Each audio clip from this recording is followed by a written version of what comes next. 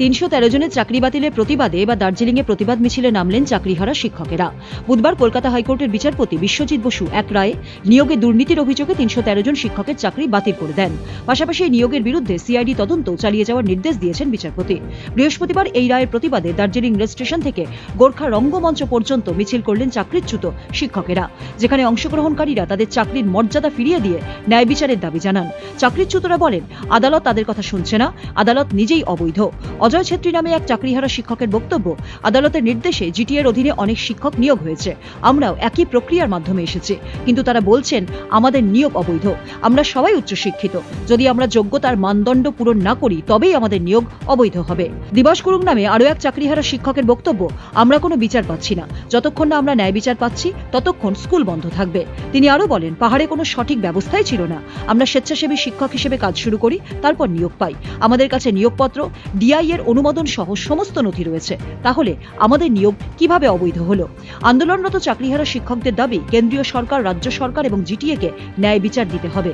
যতক্ষণ না ন্যায় বিচার দেওয়া হচ্ছে, রাস্তায় নেমে অহিংসভাবে প্রতিবাদ আন্দোলন চলবেই। वही डबल बेंच ने अभी बहुत सारा अपॉइंटमेंट दिया है जीटीए में, अंडर में, टीचर में। डबल बेंच बोल रहा है ये इलीगल, यही प्रोसेस है, हम वही प्रोसेस से पास, वही प्रोसेस हो क्या है, हम लोग को बोल रहे हैं इलीगल। तो यही एक प्रश्न है कोर्ट के लिए, कैसे हम लोग इलीगल है? जो यदि हम माध्यमिक पास होते और ये हाई स्कूल में अप्लाई करते, यदि हम एचएस मत पास होते, हाई स्कूल में अप्लाई करते, तब हम इलीगल होते। हम सब क्वालिफिकेशन है, एमए, बीएड, बीएससी सब कुछ है हम। इसलिए नेट पास किया है, टेट पास किया है, बहुत सा पास किया है, फिर भी हमें बोल रहे हैं इलीगल। वही बहुत यही दुख सुन के हम लोग आज आके आपके सामने आए। अभी तक बहुत सारे लोग ने, फेसबुक ने बोला, हमने बहुत सारा बोला, हमने कुछ नहीं बोला, क्योंकि हमारा काम फेसबुक के आदमी को रिस्पॉन्सिबल नहीं पढ़ाने के लिए। लेकिन आज हमारा नौकरी वो डिसमिस होगा, फिर आज हम आ गए। जो एसएससी था, आप लोग को मालूम है कि हिल में 2000 से इधर कोई एसएससी ही नहीं है, कोई सिस्टम ही नहीं है। तो कोई सिस्टम नहीं है, जैसे हमारा आगे का लोग ऐसे आया, हमारे जैसा रेगुलर हो गया, हमारे बाद में ऐसे रेगुलर हो रहा है। एसएससी ये नहीं है, तो हमें सिर्फ हमें 313 को ही इलीगल बोल रहा है।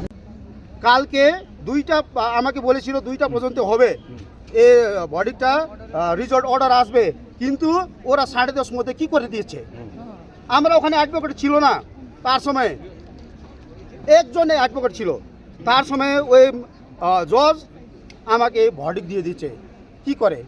ওইটাও ইলিগাল আছে, ওইটাই ইলিগাল আছে, কোর্টে ইলিগাল আছে, কোর্ট ইলিগাল আছে। কেন? কোর্ট যে কোর্ট আছে, হাইকোর্ট, ওনারা অন্যকে অ্যাপয়েন্টমেন্ট দিচ্ছে আর আমাকে ইলিগাল বলতেছে। আগে জিটিএ কাছে দিয়েছে, আগে 32 জনকে কোর্ট ভর্ডিক দিয়ে দিয়েছে, ম্যান্ডেটরি ভর্ডিক দিয়ে বলেছে ওটা লিগাল টিচার, ওকে কাজ দিতে হবে, ম্যান্ডেটরি কাজ দিতে হবে, আর আমাকে বলতেছে আমরা ইলিগাল। কি করে? তার মানে কি কোর্ট লিগাল না, আমরা কোর্ট ইলিগাল না, আমরা ইলিগাল। দার্জিলিং থেকে মৃণাল রানা রিপোর্ট, উত্তরবঙ্গ সংবাদ।